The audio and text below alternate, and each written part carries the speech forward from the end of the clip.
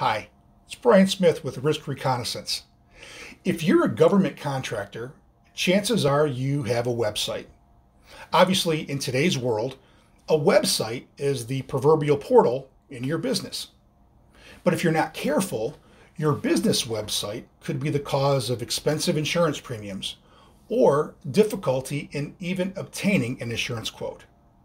If you're experiencing higher than expected insurance costs, or even found it hard to get a quote for your GovCon business, stay tuned as I address the keys to a successful website on this edition of Risk Reconnaissance.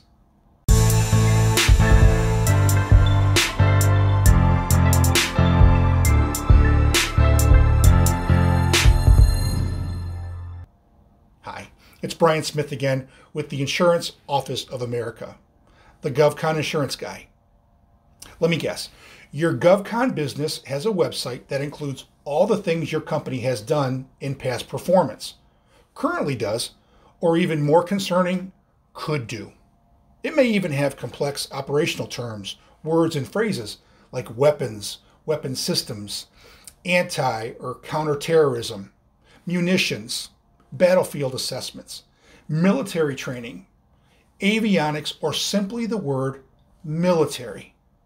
Now, going a step further, let's say the website images include pictures of soldiers with weapons doing operations, guns firing from tanks or cannon, special operation forces, combat aircraft, or even watercraft. Believe it or not, these terms, phrases, and images scare the heck out of a commercial insurance underwriter. Even before reading over your insurance application, the one that you filled out extensively for coverage, your website may have already resulted in a declination to even consider your company for the insurance. That's right.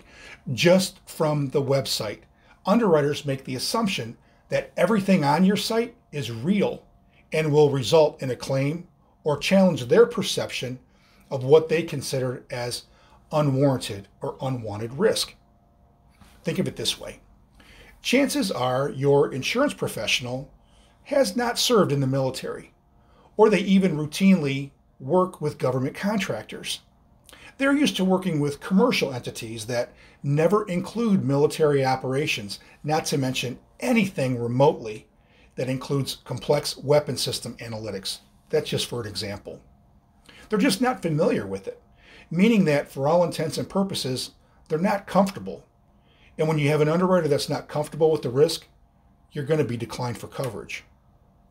So to offset this lack of comfort, at least when it comes to website, considering the 5 following keys. Number 1, ask yourself this simple question. Do you even need to mention all the things that your company does on your website? For example, your future work is predicated on your proposal response, not your website.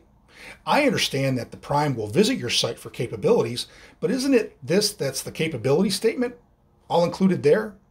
Have a button on your site to request that capability statement instead of placing it directly on your website. Number 2, review your website language and make the complex simple when detailing your operations.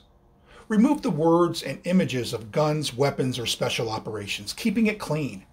If your company performs, let's say, weapon systems assessments, this is likely done in a computer environment that measures tolerances and overall test results. Rewording this to read something like systems analytics in a simulated training environment, which is virtual. Maybe the same thing, but you're saying it in a different way. Number 3, use NAICS code numbers without the descriptions. Any GovCon professional is likely already familiar with the codes, or they simply know how to look them up. Adding the description only adds to more scrutiny, especially if they have no idea, this being the underwriter, of course, on what they're reading. Again, keep it simple and clean. Number 4, keep what you can do off of your website. What does that mean? Well, only include what you do. Let's say you could perform ammunition storage and distribution, but you currently do not have any contracts that do this. By saying you could do this means that when it comes to an underwriter, you are doing it. If there's a sense that your company handles ammunition, or for that matter, anything related to aviation, marine, or hazardous materials or operations, your application will likely be declined, even if you have never done or currently perform this work. So remember, just because you can do something doesn't mean you should include it on your website. Number 5, and finally, when it comes to understanding government contractors, it's not what your company does when it comes to contracts. It's actually what your company doesn't do. Here's what I mean. Underwriters will see items in your PWS, your performance work statement, or your statement of work that includes operations that another company will perform, either as a prime or a sub. But because it's within your PWS or statement of work, they're going to assume that your company will do this. It is critical to state what your company does not do when it comes to GovCon insurance. Take the assumptions away before their minds wander into areas that have nothing to do with your work. Now, we covered 5 important key aspects of your website when it comes to GovCon insurance programs. I hope you found this interesting, but more importantly, valuable. For Risk Reconnaissance, I'm Brian Smith with the Insurance Office of America. Thanks.